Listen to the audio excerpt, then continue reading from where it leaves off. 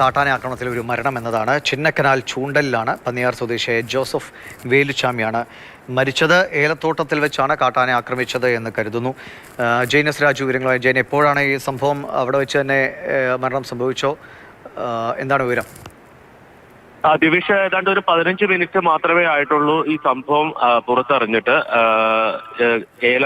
തോട്ടത്തിൽ ജോലി ചെയ്യുന്നതിനിടയിലാണ് കാട്ടാനയുടെ ആക്രമണം ഉണ്ടായിരിക്കുന്നത്. അവിടെ ചക്കക്കൊമ്പനും ഉണ്ടായിരുന്നു. അതിന് പുറമെ 14 ആനകളുടെ ഒരു കൂട്ടവും ഉണ്ടായിരുന്നു. ഏത് ആനകളാണ് ഈ ആക്രമണം നടത്തിയത് എന്ന കാര്യത്തിൽ ഇപ്പോഴും ഒരു വ്യക്തത വന്നിട്ടില്ല. മൃതദേഹം ഇപ്പോൾ ഈ ചൂണ്ടലിന് സമീപത്തുള്ള മറ്റൊരു സ്ഥലത്ത് എത്തിച്ചിട്ടുണ്ട്. ഉടൻ ആംബുലൻസിൽ ആശുപത്രിയിലേക്ക് എത്തിക്കാനുള്ള ശ്രമമാണ്.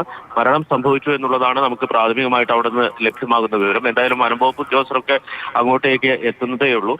നമുക്കറിയാം, നിരന്തരം കാട്ടാന ആക്രമണം നടക്കുന്ന ഒരു മേഖലയാണ് ഈ ചിന്നക്കനാൽ എന്ന് പറയുന്നത്. ആ ചിന്നക്കനാൽ മേഖലയുടെ ഭാഗമായിട്ടുള്ള സ്ഥലം തന്നെയാണ് ഈ ചൂണ്ടൽ.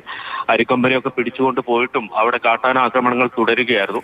അതിനുശേഷം അവിടെ ഉണ്ടായിരുന്ന പ്രധാന കൊമ്പന്മാരിൽ ഒരു കൊമ്പൻ ചെരിയുകയും ചെയ്തു. അതിനുശേഷം ഇപ്പോൾ അവിടെയുള്ള ഏക കൊമ്പൻ എന്ന് പറയുന്നത് ചക്കക്കൊമ്പനാണ്. അതുകൂടാതെ പിടിയാനകളുടെ കൂട്ടമുണ്ട്, കുട്ടിയാനകളുണ്ട്. ഈ അരിക്കൊമ്പനെയൊന്നും മാറ്റിയിട്ടും ഈ പ്രശ്നം ശാശ്വതമായി പരിഹരിക്കപ്പെട്ടിട്ടില്ല എന്നുള്ളതാണ്.